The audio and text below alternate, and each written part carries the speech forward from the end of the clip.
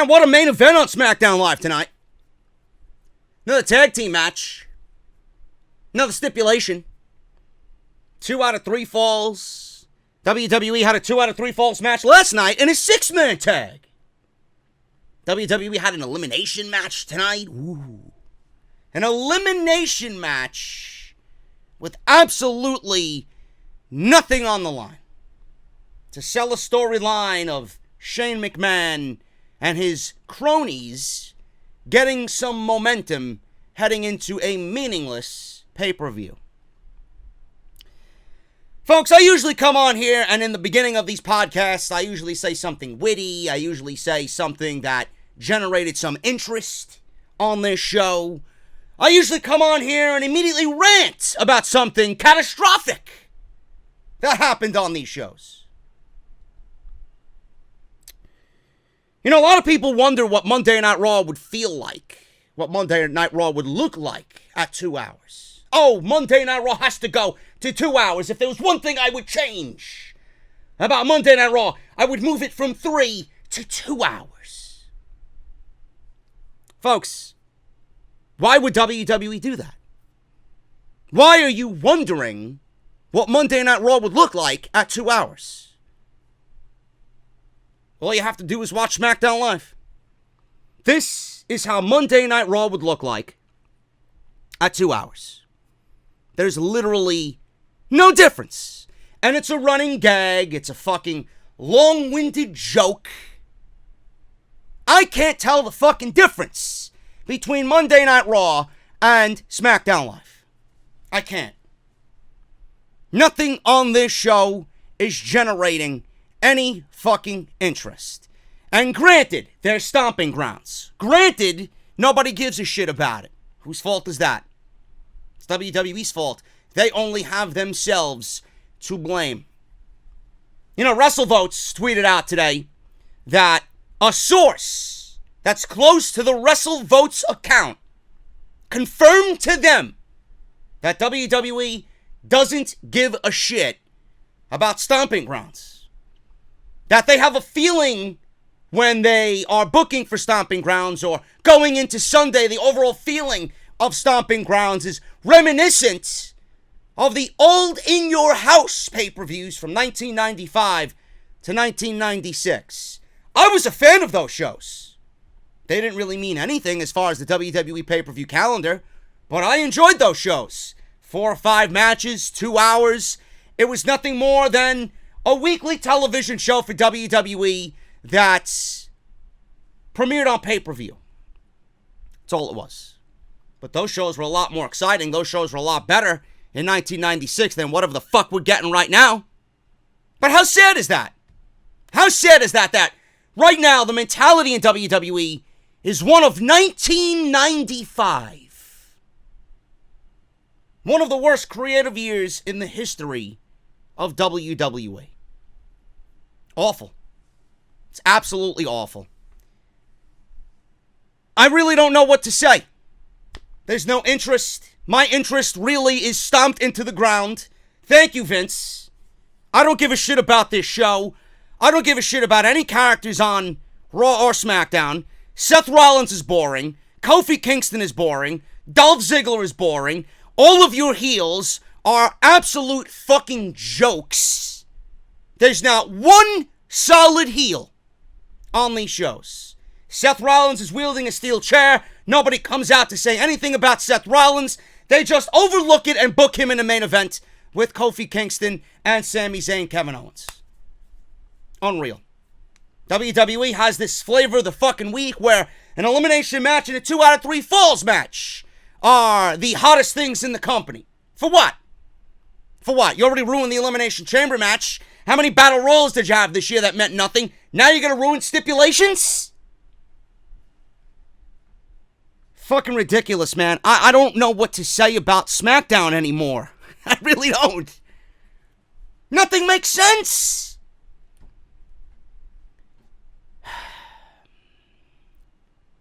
The mentality of nothing shows really fucking pisses me off. Stomping Grounds is looking like a nothing pay-per-view. to the fans, and to everybody in WWE. Why? Why are we looking at shows on a weekly calendar? Why are we looking at shows that fans are paying for, no matter how much they are paying to get into the building?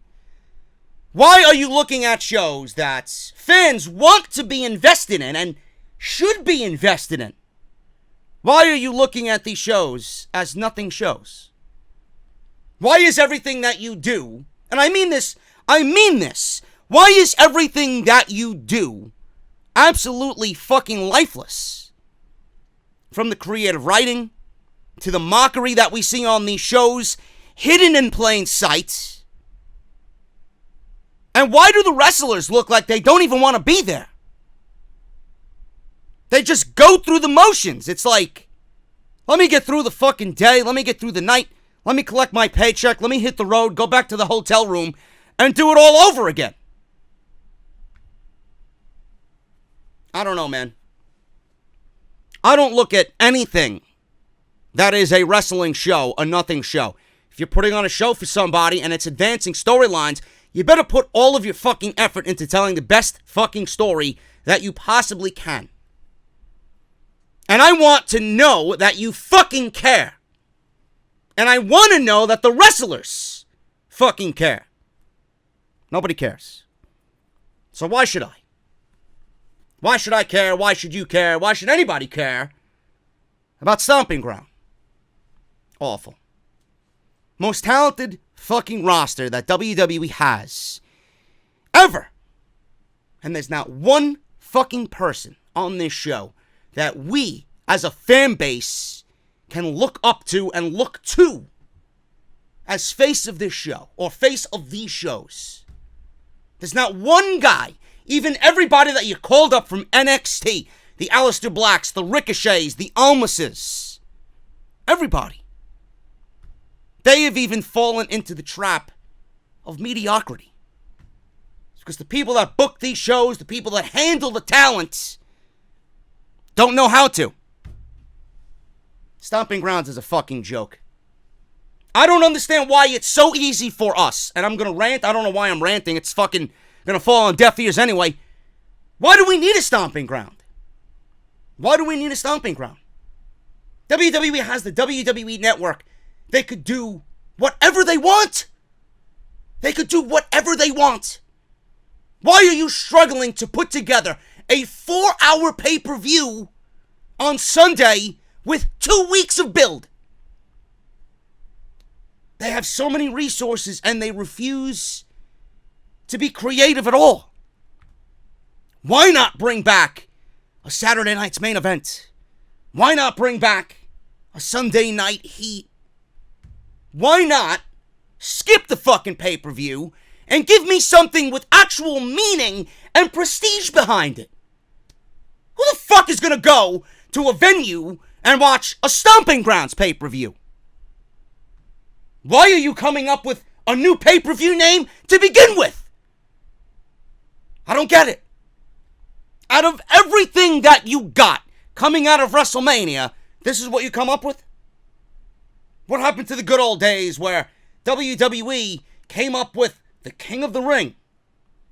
What happened to the good old days of WWE giving us the Great American Bash? What happened to the old school days of celebrating the summer with Bash at the Beach?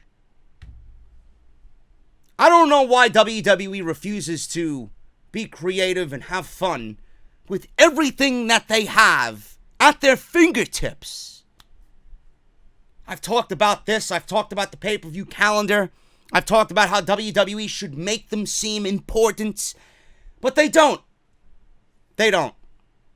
King of the Ring could be one of those things that's easily slotted into the middle of the summer months, the summer pay-per-views, and it books itself. Meanwhile, WWE are running around like chickens with their fucking heads cut off, trying to put together a pay-per-view with 2 matches that I legit give a shit about because they feature people that I actually want to fucking care about. King of the Ring would have booked itself. And I'm sure I'm going to talk about this on Friday again. King of the Ring would have booked itself. 8 fucking men in a tournament, and the winner of that tournament is the number one contender for whatever championship they want. Universal or WWE. That's all you had to do.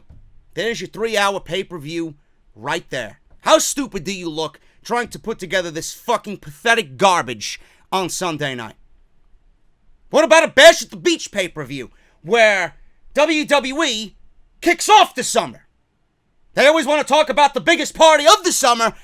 Hasn't been a party for the last several years. SummerSlam has.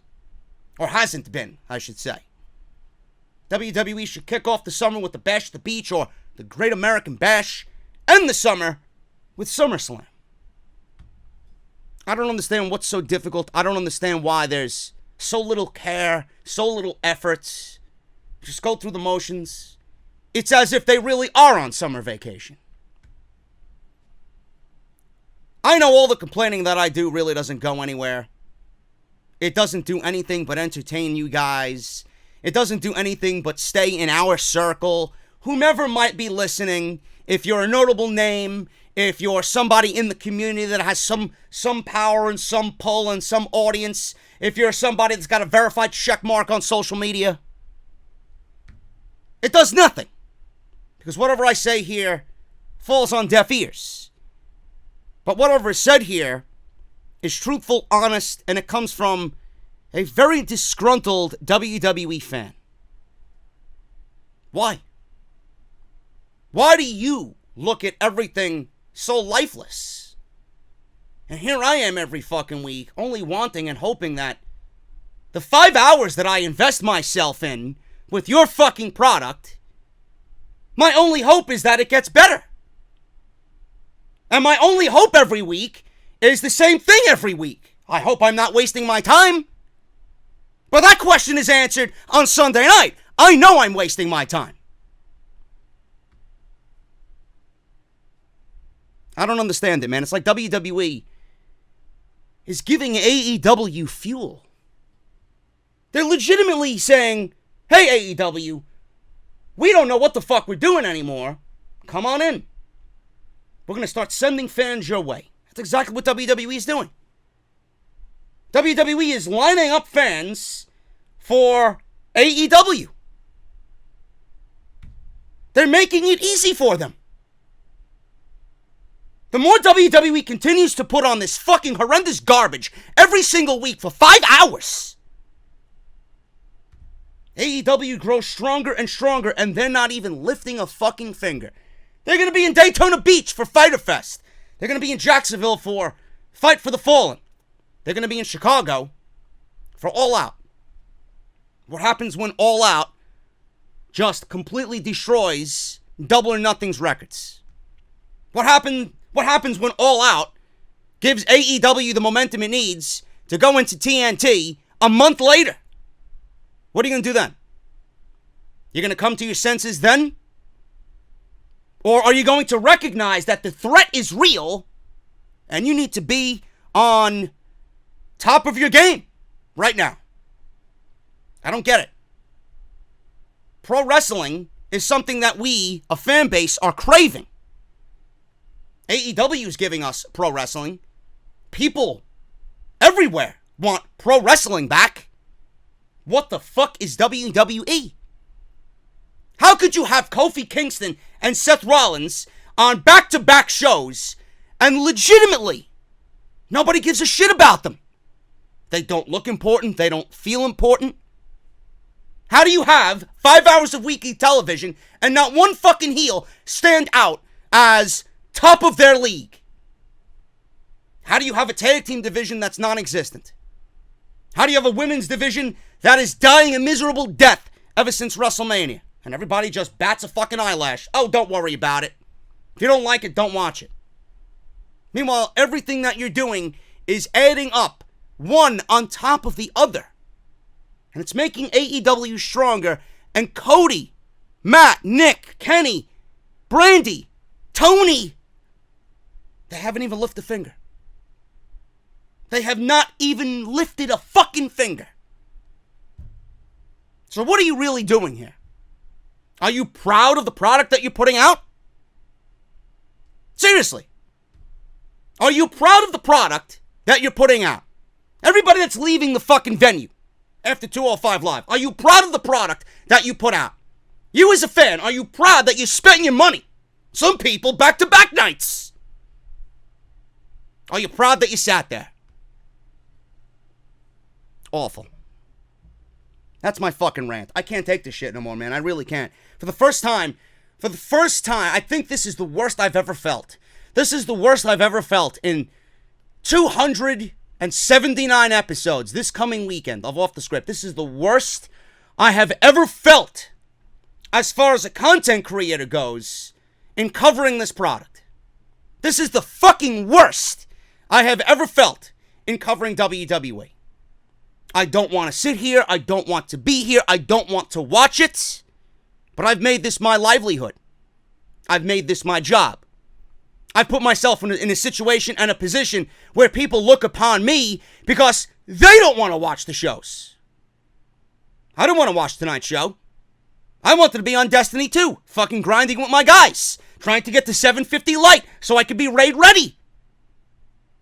Raid is on Tuesday. That's what I want to be doing. I can't find any interest in anything that WWE is doing right now. And not only does it fucking frustrate the shit out of me because I know I could book a better show than whatever the fuck I seen on Monday and Tuesday. But what bothers me most, the two things that bothers me most, is how WWE just doesn't give a shit about what their fan base wants. And the fans on social media and the people that complain about me and the people that post about what I say and what I do and people cursing me out on Solomonster's fucking Facebook page this week for whatever fucking reason.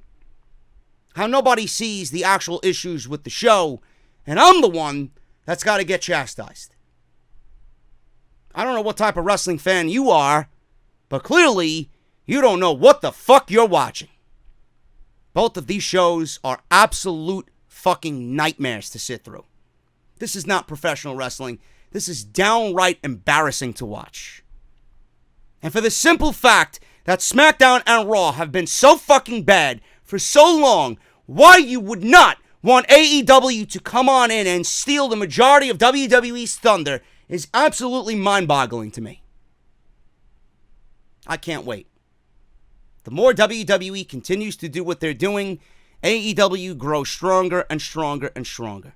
Come October, AEW may be getting the same ratings as SmackDown Live. And who's going to be to blame when that happens? Is WWE going to call upon another Hall of Famer? Is WWE going to bring back Vince to TV? Or is WWE going to finally say, we've been fucking up for the last 10 years, now it's time to get back doing what we do best? I don't like that mentality. You know that you have the capabilities to do the very best that we expect, that we want, and you refuse to do it. How many people are going to be left when you finally want to say, enough fucking around, guys, let's get back to business? How many people are going to be left? Nobody. Nobody's going to be left. SmackDown Live. Follow me on social media, guys. JD from NY206, that's on Twitter and Instagram. Hit that subscribe button down below. Turn on that bell for all notifications. Make sure you guys hit that bell. I'd love to get the notifications up to 30% right here on the podcast, man. If you guys want to support the podcast via Patreon, patreon.com/JD from NY206. Thank you guys so very much. It's completely optional, completely up to you, and it's the only way to get exclusive content that is not available on YouTube, Spotify, or iTunes, man. Thank you guys so very much for all of that. Make sure you guys check out Audible. They've been with me and Off the Script for over 2 years, going on 3 years. audibletrial.com/offthescript. Everybody that signs up is not only supporting the podcast, but you guys are going to be able to get 30 days free of their service and 1 free audiobook of your choice. All you have to do is go through our sign-up process using our link. You're not going to be billed. You're going to download the app on your iPhone or Android devices, and you're going to have 30 days free of Audible and 1 free audiobook. You can choose whatever you want. 200,000 choices to choose from, a lot of which are sports and wrestling related. You want fantasy, romance, sci-fi, crime, cooking, political, sports, wrestling. It's all on there, man. audibletrial.com/offthescript. And if you guys feel like Audible's not for you and you just want to support the podcast, you can cancel it anytime in the 30 days and still keep your audiobook for free. audibletrial.com/offthescript. Thank you to those guys. And make sure you guys follow me on Off the Script. Everywhere I go, man, make sure you guys are in tune with what I'm talking about on Off the Script. Last weekend, 278, how to book Bray Wyatt and his return. We talked about Shane McMahon possibly heading towards a WWE Championship title reign on SmackDown Live. And did you know that there's a pay-per-view on Sunday coming out of Monday Night Raw? Make sure you guys check all of that out. Links for Off the Script and the Raw review in the annotation that you see in the top right corner. Make sure you guys drop that down. Everything you need will be right there. SmackDown Live started off tonight with The New Day. An act that I'm getting very bored of, man. I gotta be honest with you. I'm getting bored of The New Day. I'm getting bored of Kofi Kingston as WWE Champion. I'm getting bored of The New Day. I'm getting bored of The New Day versus a rotation of Sami Zayn and Kevin Owens and Seth Rollins. I'm getting bored of it. Dolph Ziggler versus Kofi Kingston for the WWE Championship at Stomping Grounds. And did you guys know the rules of a steel cage match are pinfall submission and the first man to climb over the cage with both feet hitting the floor is declared the winner? How long have we been watching pro wrestling, folks? It's as if WWE thinks we were born yesterday. New fans, children in the crowd might not know the rules. Oh yeah, blah, blah, blah, blah. I don't need commentary pretending like I'm a fucking idiot. New Day comes down. Xavier Woods talking about the cage match. Said Ziggler has to make it through him first. Big E says he has deemed the second hour of SmackDown the freaky hour. No, that's what happens when Alexa Bliss and Lacey Evans are currying favors with WWE management. That's what they call their hour. Freaky hour. That's how they get all the opportunities, folks. It's true. It's damn true. Ziggler interrupted. Here we go. Said it's typical New Day out there to be distracting everybody. Said they are just distracting everyone from the fact that Kofi doesn't deserve to be WWE Champion. No, Dolph, we don't deserve the shit fucking shows that we get on Monday and Tuesday nights. Kofi actually does deserve to be the WWE Champion. Said on Sunday, Xavier and Big E won't have his back. Yes, because that stopped anybody from getting into a fucking steel cage before, right? Said he'll be on his own, and he will have to stand on his own. So the next time he goes to Ghana, it will be an apology tour instead of a celebration. Fans chanted for Kofi. Said at Stomping Grounds, it will be him slamming his body into that unforgiving steel, grinding his face against the cage, and it will be me kicking ass and taking names. So now the fucking horrible one-liner that Vince has clearly fed into the commentators' headsets is now making its way into the talent's promos, as if the commentary wasn't bad enough. I have never, in my 2.5 years of doing commentary for House of Glory, and no matter where I do commentary after House of Glory, I will never do and say something like that over and over and over again to build around a shitty pay-per-view. That is awful. Kicking ass and taking names. WWE's been taking my name for 37 fucking years. They've been kicking my ass for 37 fucking years, and I can't take it anymore. I honestly can't take it anymore. Yet this is a fucking pay-per-view you want to give us 2 weeks of build is worth, right? This is worth 2 weeks of build instead of giving me a fucking King of the Ring, which would make your life and your summer a lot easier. And I could see Dolph Ziggler back for something like that. I can't see him back for something like this. I'm just stating facts, folks. I might be complaining, I might be dipping into the fucking old school cookie jar, but give me a fucking break, man. If anybody thinks this is good fucking television, if anybody thinks this is television that's worth 5 hours of your fucking life every week, maybe you need to fucking check yourself into a mental institution. Awful. Scripted fucking garbage, man. Unforgiving steel, grinding his face against the cage, kicking ass and taking names. Corporate garbage. Kofi said, whoa. He told Ziggler he knows all about cages. He said his journey began inside the Elimination Chamber, so it's a familiar territory for him. He said he will beat him at Stomping Grounds, whether it's climbing out of the cage or pinning him. You know, back in the day, pinning did not occur inside of a steel cage. It was only over the steel cage and down to the floor. I wish WWE would live up to the old school rules of the steel cage match, but clearly WWE doesn't give a shit. He said he will beat him at Stomping Grounds. He says he needs to be worried about tonight first. Ziggler said after tonight, Xavier will be able to help him again. He said on Sunday, all the positivity and the bad inside jokes and all the pretending to be something he's not comes crumbling down. He said at Stomping Grounds he will no longer be WWE Champion. It should have been me. I'm like a fucking 90-year-old hag who's got a fucking smoking problem. Should have been me, he says. It should have been me all along. It should have been me all along. Dolph, it should have been me to pick up the fucking remote control when you hit my television screen. And this Sunday, it will be me. This Sunday, it will be me falling asleep during this show. Guaranteed. Ziggler then walked to the ring and we got a match with him and Xavier Woods. Not bad. 12 minutes. Really didn't do anything for me. You want to know why it didn't do anything for me? Because the outcome was fucking predictable. Go back and watch Chris Van Vliet and Sean Spears and the interview that they had this week. He mentioned that WWE is insulting their audience and they're treating their audience like a bunch of idiots. This is exactly what Sean Spears told Vince McMahon. How invested could the fans be in a match when you hear said theme music of the people who are wrestling and you already know who's going to win that match? Case in point, Dolph Ziggler and Xavier Woods. Why would Dolph Ziggler lose a match before the pay-per-view 6 days from now when he's in the World Championship match and what is more than likely the main event? Why?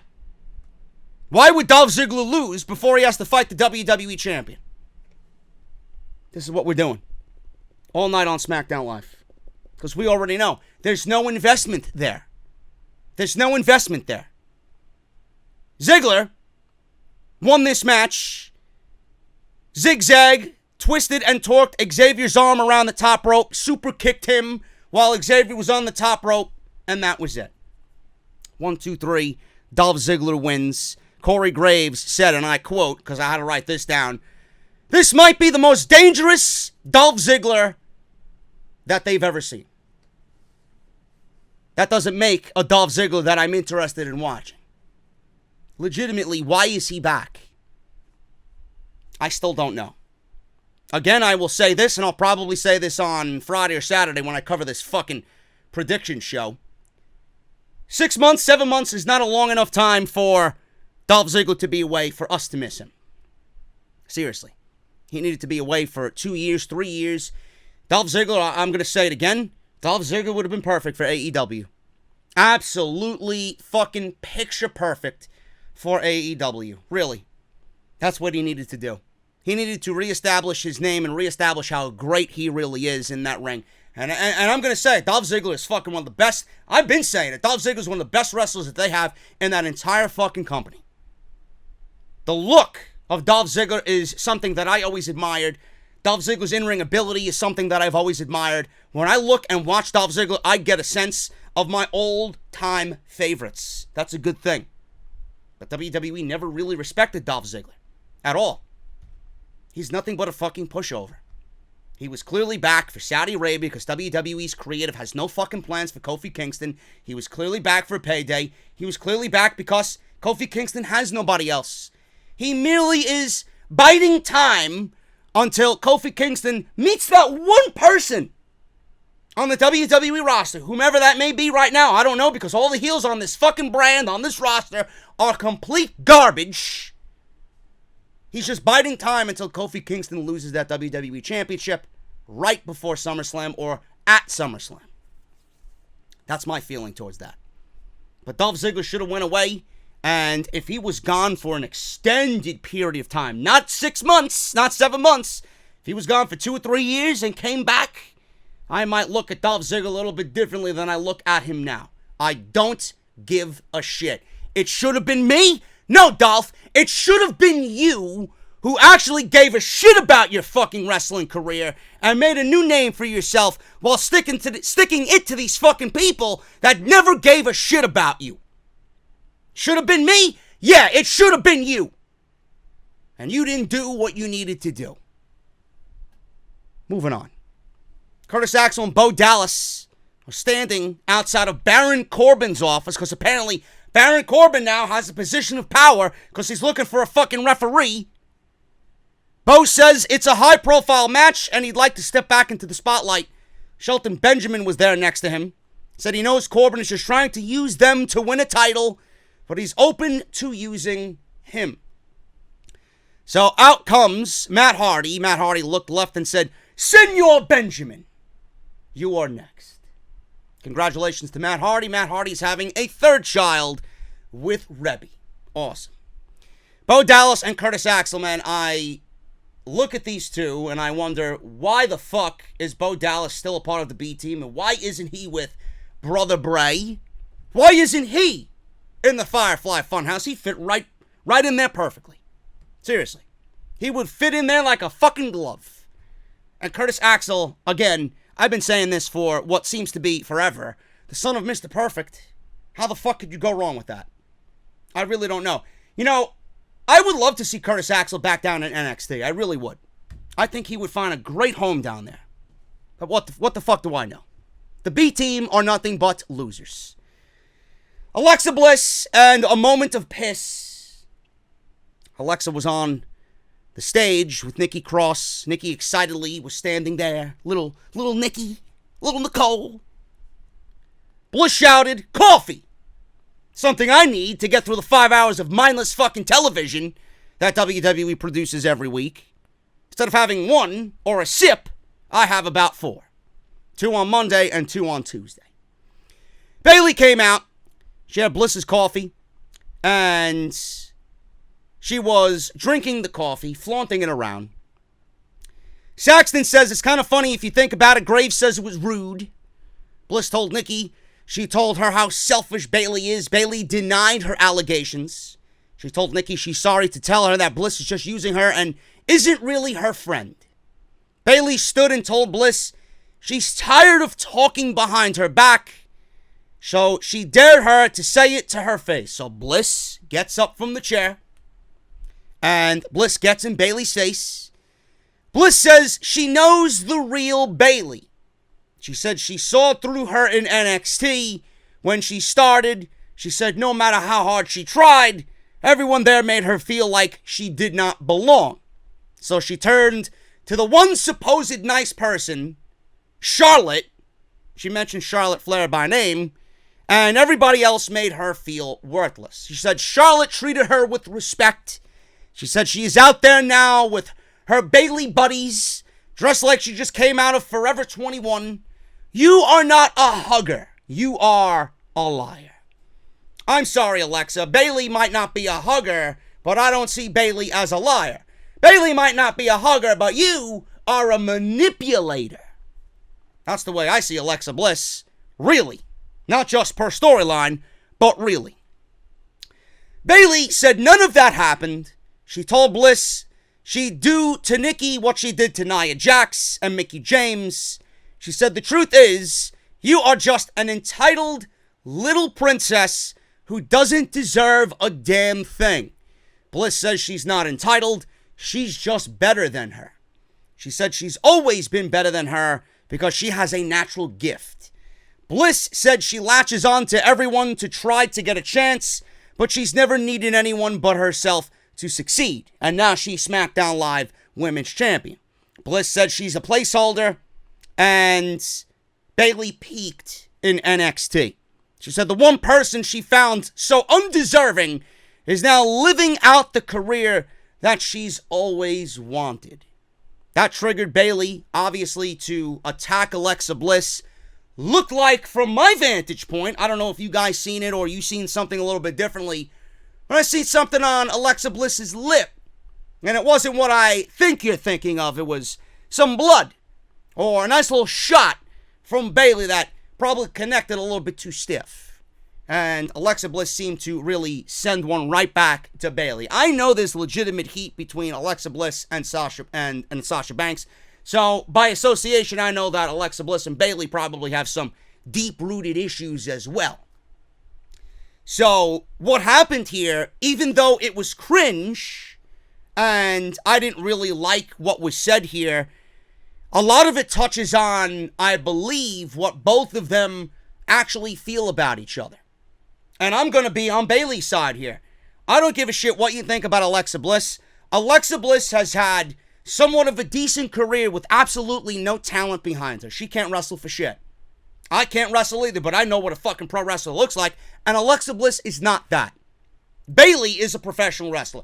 Bayley is the epitome of somebody who is going to be turned away based on how she looks, or based on how she acts, or her attitude. Bayley's always going to be turned away because she doesn't look the part. She doesn't look like the Barbie doll. She's not attractive in some people's eyes.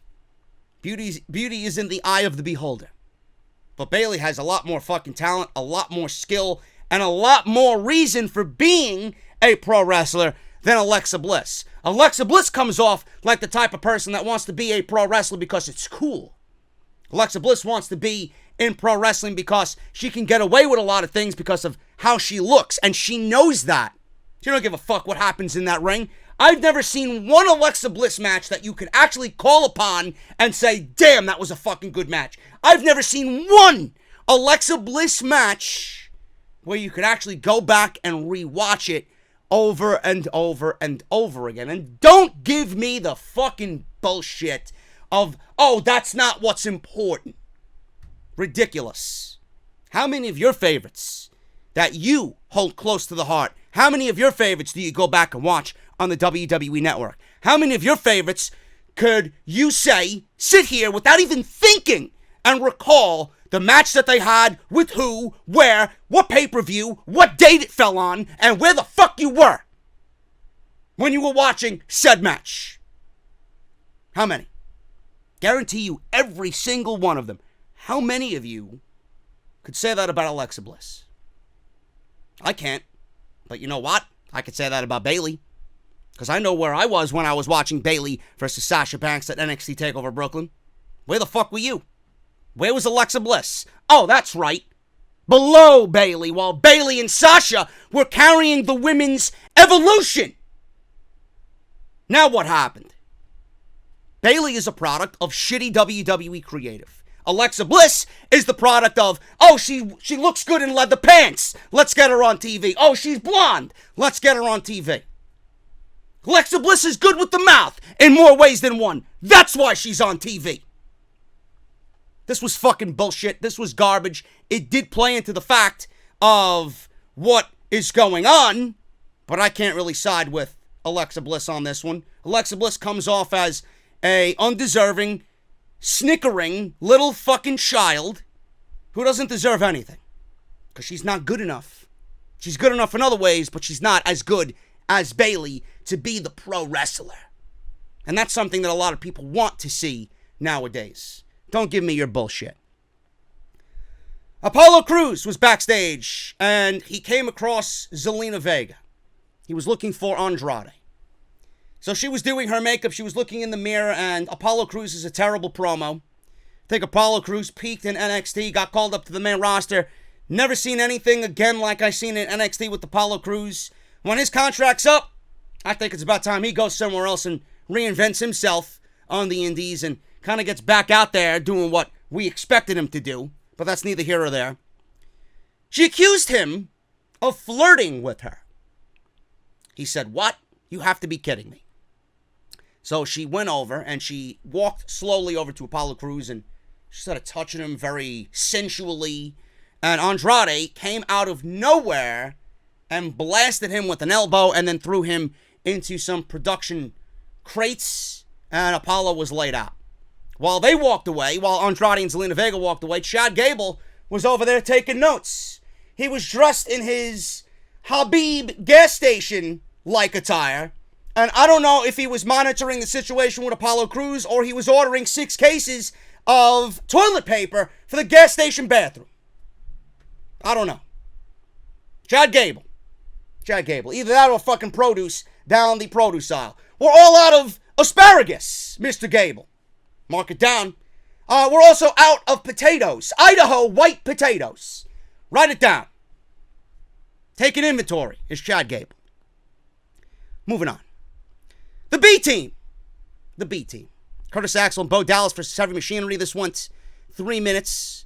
Otis and Tucker treated the B team like a bunch of fucking losers. That's exactly what they are, sadly. Otis and Tucker win with the trash compactor. Otis danced. He hit the caterpillar. That's pretty much it. They actually booked Heavy Machinery versus the planet's greatest tag team in Daniel Bryan and Rowan at Stomping Grounds. One of 2 matches I am legitimately interested in. Do you want to know why, folks? It's because we haven't seen it before. What is the other one, you might ask? Ricochet and Samoa Joe for the United States Championship. Why is that? Because I've never seen it before in WWE. Look at that. Everything else is a rematch. And I couldn't give a single shit. So, Seth came out of nowhere because, wild card, he blasted both Bo Dallas and Curtis Axel with steel chairs. And he wanted to take out both men because they were hopeful that Baron Corbin would pick them for the special guest referee spot at Stomping Grounds. So, just like last night on Monday Night Raw, Rollins figures, let me beat everybody with a steel chair so that they don't make Sunday's pay-per-view. So that was that. Limo showed up. You're thinking it's somebody big or somebody with fucking power or somebody that you want to see on this fucking show. Out comes Shane McMahon. Outside, when Shane gets out of the limo, Sami and Kevin Owens walked up to him and said, Seth showed up with a steel chair and beat up the B team. Sami said there's no telling whom he will attack next. Kevin Owens then said, bad people attack people from behind. Like that. And it was a reference to something. I believe it was something with Kofi and Big E earlier. Kofi then was labeled as a bad person from Kevin Owens. He said something needs to be done. Kofi is a bad person too. Shane then suggested that they team together against Seth and Kofi in the main event. It's going to be 2 out of 3 falls. So this is what we do. This is WWE management in a pickle, folks. What do we do with a madman wielding a steel chair attacking everybody on the active roster before Sunday's pay-per-view? We'll put him in the main event with no punishment or rhyme or reason. There you go. SmackDown in a nutshell, folks. Alistair Black went back into the closet. He opened the door. He closed it this week to go on in. Once again, there was some light peeking through. He was wearing a vest and a button-up black dress shirt. He asked what it takes to change the essence of a man. Watch Monday Night Raw for 3 hours. You'll change and you'll never be normal again. He didn't say that. That's what changes the essence of a man, if you're asking me. He said he understands why no one has picked a fight with him. I don't know why nobody's picked a fight with him. Maybe Alistair Black should really be the one picking fights like I mentioned last week. It's not that difficult to do, Mr. Black. You're waiting and waiting and waiting. There's not going to be anybody left if Seth Rollins is blasting people with steel chairs. He said he hears their whispers as they walk by, that he was never meant to succeed and was a child destined to fall from grace. You know what fell from grace, folks? Monday Night Raw. Too easy. It's too easy. He said someone will come knocking at his door and pick a fight with me. Mr. Black, I urge you. Leave the room, leave the closet, come out of the closet, Knock on Triple H's door. Ask him, Papa H, may I please go back down to Florida where the weather is warm, the skies are blue, the sun is yellow, and NXT, where they do things logically on Wednesday nights. May I? I don't know what the fuck's going on here. How long is this man going to wait around? Do you care about Alistair Black? I don't. The guy was in a championship feud that probably was the best, the most well-written WWE storyline in fucking decades. And now he's sitting in a fucking closet with no opponents on SmackDown Live on Tuesday nights. By the time we get to October and Friday, he'll still be in the fucking closet. Hour 2. Shane McMahon was on SmackDown Live. You can see I don't want to talk about this. In fact, I'm going to go do a nice little plug here, and I'm going to go get myself a cold drink of water because I don't really have the energy to talk about Shane McMahon on SmackDown Live. Make sure you guys check out Harry's, man. Harrys.com/script. Free trial. You guys are going to get everything you need for a close, comfortable shave. Razor handle, choice of color is up to you, man. You got the navy blue, the orange, or the evergreen. You're going to get a razor blade. You're going to get a generous 2-ounce bottle of their soothing and lathering shave gel. It feels fantastic on your face. Believe me, I actually need to use it because I look like a fucking hobo right now. And you're going to get a travel case as well to keep your razor dry. Whether you're a man on the go, whether you're traveling for business, for work, or you're just spending the night over your girl's house, and you're going to have a night out in the town, you want to look good, it's going to keep your razor dry and good to go, man. Harrys.com/script for your free trial. Once again, that's Harrys.com/script. Go and get your trial set today.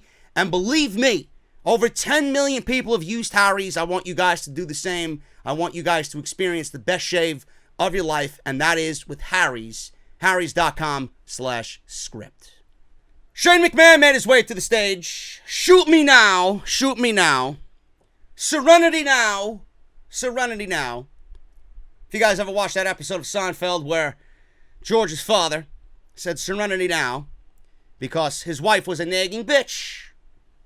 I need somebody to fucking calm me down when Shane McMahon's on TV. He walked onto the stage. Out comes Elias. His ribs were bandaged up from the attack. Seth Rollins on Monday. Out comes Drew McIntyre. Phillips plugged Roman versus Drew McIntyre at Stomping Grounds because I can't wait. I can't wait for that fucking barn burner of a rematch that we seen at WrestleMania that nobody gave a fuck about then. And nobody gives a fuck about it now. There in the ring, Shane said everybody already knows he's the best in the world, so he told Greg Hamilton to not do the introduction. I guess it worked. It garnered heel heat. There you go. Shane said Drew was going to kick ass and take names. There you go. On top of the commentary that said it all night, we had Dolph Ziggler and Shane McMahon utter the corporate line of the summer. Drew says he prays for Roman, and he prays that Roman is listening. He said that he did him a favor because Shane wanted him to end his career last night, but he told Shane they are better than that. He said Roman sucker punched him during their party. Says he wants no excuses on Sunday. Out comes The Miz. Drew McIntyre threw the microphone down in frustration, and The Miz said something to Shane McMahon that I'm trying to decipher here in my fucking notes. Shane says, first Rollins and now you. What do you want? What the hell is going on around here? I don't know, Shane. I ask myself that fucking question every single week. Miz pointed to the big screen and it showed Roman Reigns beating up the Revival and Drew McIntyre and Shane McMahon on Monday Night Raw in slow motion. Because we had a blast watching it on Monday. So now we have to watch it in extra slow motion. Miz smiled. Shane asked if he thinks that's cute or funny. Miz said not compared to this. And then they showed more clips. So Miz says he didn't know it was possible to sweat in slow motion. Obviously bringing up the fact that Shane McMahon is sweating bullets by just standing around at ringside. Shane says if anyone else plays anything, they won't have a job tomorrow. If Shane McMahon fired Kevin Dunn, he would automatically be my favorite person in the entire world, and it would be very difficult for me to hate on Shane McMahon like I've done so over the last month and a half. So please don't do that, because then I would look like a fool. But Kevin Dunn fired? Wait till Triple H takes over. It's coming. It's coming. Or imagine Kevin Dunn taking over WWE. Holy shit. Jesus Christ. I think I just gave everybody a fucking aneurysm with that one. Anyway, Miz said Shane is the guy who starts every game because his dad is the coach. Miz says he's going to host a very special Miz TV next week, showing highlights of Reigns knocking out Drew from Stomping Grounds. So thank you, Miz, for letting me in on what's showing next week so I don't have to watch, or getting me ready for the opportunity to change the channel next week. Drew said, I dare you to try. So he walked away in anger. Shane said, it's not his fault that his dad's a billionaire, whereas Miz's dad comes from dirt. He's a fucking potato. Miz says when he comes back to SmackDown, he pushed for it to be different than Raw, the land of opportunity. He said now he sucks up all the airtime and he feeds his ego and serves his friends. I'm sick of it. We are sick of it. He continues to blame himself because he created a monster at the World Cup. He said everyone now has to deal with it. Shane, you are my responsibility. I sent you down this ego trip, and I will be the one to end it. So WWE here, they're hiding truth in plain sight once again, folks. They clearly know the issues of Raw and SmackDown. They know exactly what the people are complaining about. So they hide those complaints in the babyface Miz promo here, and they blurt it out as if it's common knowledge. But nothing is going to be done about it. Mockery in plain sight, folks. They are mocking you on SmackDown Live. They know the issues. They know what we're complaining about, yet they continue to do it. And Shane will continue to suck up TV time. And Shane will continue to have TV time, taking TV time away from everybody else that we want to see. So why continue to do it if you willingly know what the fucking issues are and you willingly know what the fans are complaining about? I hate shit like that because that shit right there is shit that you're listening to. They're mocking you and they're treating you like a blithering idiot. Shane said Miz harbors resentment, but the truth is he couldn't get things done himself. He said since he's revved up and ready to go, how about they have a tag team match? Ooh. What, you expect a one-on-one? This is WWE, folks. Drew and Elias versus The Miz and a partner of his choosing. As long as he chooses a partner within the next 10 seconds. Now, I expected Roman Reigns to show up on SmackDown Live. Believe it or not, this is the first SmackDown that Roman has not made due to the wild card rule. Am I hallucinating, folks? I don't know. I feel a little warm. It is humid. Roman was not on SmackDown Live. Unreal. So, R-Truth came from underneath the ring and was looking to hop the barricade. Miz, standing on the stage, seeing R-Truth in the distance, looking around, and he said, Truth? Truth? Is that you? Shane McMahon turns around, makes it a tag team match. Awesome Truth is reunited for one night. I don't know who was marking out over this. I clearly was not. Because again, it goes back to what Sean Spears said with Chris Van Vliet. You knew what was going to happen as soon as the match was made, folks. Why would Drew McIntyre lose this match when he has a match against Roman Reigns on Sunday? Every situation that WWE puts themselves in, it harbors no investment from the people watching at home. Awful. So, we got a match, and he made it a tag team elimination match because fuck you. That's why. Don't understand. AOP was leaving Corbin's office. Yes, they are alive. I didn't think they had contracts left with the WWE. Apparently they do. Sucks to be them, I guess. They left Corbin's office, and they said they were glad that they caught him before he left. The Iconics walked by, and oh my God, Paige, Asuka, and Kairi Sane are alive and well, folks. Unreal. Unreal. They have come back from their pirate adventures.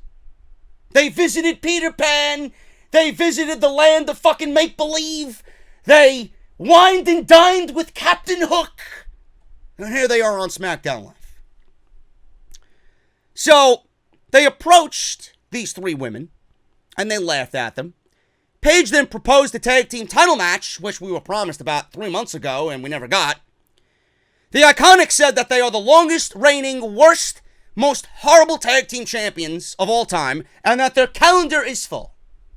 Their calendar should be full on wrestling lessons, because they can't wrestle. Paige says they're traveling to all the same places, and she asked, and she received from management a match next week in Tokyo for the titles. Now, they didn't say for the titles. If Asuka and Kairi Sane beat the tag team champions here in the Iconics, then they would be granted a tag team title match. This is how WWE does things, folks. You got to beat the champions as challengers and then get the championship match. The champions and the championships are fucking worthless, so in this case, it really doesn't matter. But in any normal circumstance, I will say this again, and I will continue to say it every time WWE does this. That should not be the case here. Simple as that. So they got the match. Paige, I laughed because she did a hilarious Aussie accent making fun of Peyton Royce and Billie Kay. I thought it was hilarious. Elias and Drew McIntyre versus R-Truth and The Miz. This was an elimination match, folks. For what? I don't know. The fuck was an elimination match for? Oh, that's right, to teach The Miz a lesson because Shane McMahon is the best in the world. McIntyre and Elias win in 10 minutes, and that was pretty much it. The duo of Elias and McIntyre isolated Truth for a while. They got rid of him. He was eliminated. Then it was down to The Miz and a handicap match because typical WWE booking. And McIntyre and Elias win here. Miz was taking a beating. He tried to make a comeback, and he got nailed with a Claymore kick, and that was pretty much it. Ember Moon and Carmella were backstage, or she asked Carmella if she's seen Mandy Rose and Sonya Deville. She said no. Carmella asked if she's seen Truth. She said no. So, I want to create a picture here for you folks with Ember Moon and Carmella. This doesn't have any real importance of the show or on the show. Ember Moon is walking past Carmella. Okay? Ember Moon asks Carmella, have you seen Mandy Rose and Sonya Deville? Carmella says no. Ember Moon says, okay. Carmella says to Ember Moon, have you seen R-Truth? Ember Moon says no, I haven't. Carmella says, okay. So, Ember Moon and Carmella. She asks. Meanwhile, Sonya Deville and Mandy Rose are standing right here. In plain sight of Ember Moon. But Ember Moon proceeds to ask, have you seen Sonya Deville and Mandy Rose? Maybe Ember Moon needs fucking prescription glasses because clearly they were standing right there. Yet I'm supposed to believe she didn't see them. This is the illogic fucking garbage that WWE, or the logical fucking garbage that WWE proceeds to book on these shows, pretending we are fucking stupid. How many of you overlooked that little segment? Guarantee you every single one of you. So they were eating donuts, Mandy Rose and Sonya Deville, and a brawl broke out, and this is leading to a feud that I could not care any less about. At least Ember Moon's on TV, right? Awesome. Firefly Funhouse, same thing that aired last night on Monday Night Raw. Again, I hope Bray Wyatt does not show up on the pay-per-view. And if he does, I hope he is not wrestling. Truth was yelling outside for Carmella. And clearly there was somebody dressed in a wig and dressed like Carmella. SUV pulled up. Out pops a referee. R-Truth says, I didn't know you were an Uber driver in your time off. Underneath the wig and the costume was Drake Maverick. He pinned R-Truth for the 24/7 7-Eleven extra fucking ice in the Slurpee. Add a hot dog with fucking mustard and chili on top of that title. And he pinned R-Truth to become the new fucking Habib 7-Eleven, grab a Mountain Dew and a fucking Monster Energy drink title, and he put his feet on the car to get a leverage pin in the parking lot. Awesome. I still don't know why this shit is happening on TV. This should be a clip for social media. Simple. This has no place on the fucking shows. Kofi Kingston and Seth Rollins versus Sami Zayn and Kevin Owens. What do you want me to say here, folks? What do you want me to say here? Kevin Owens and Sami Zayn look like a bunch of fucking clowns. Sami Zayn lost in about 3 seconds after a Trouble in Paradise from Kofi Kingston. This was a 2 out of 3 falls match, by the way, folks. Don't know why. Fuck you, that's why. Sami Zayn loses the first fall. Kevin Owens loses the second fall after a stomp.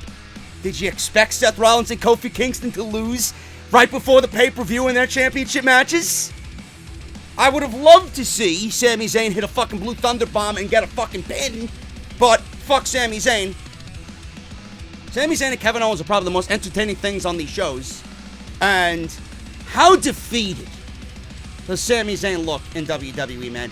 I'm watching. Tell me if I'm the only one thinking this. I'm looking at Sami Zayn and I'm thinking, man, El Generico would look great in AEW. That's just me, man.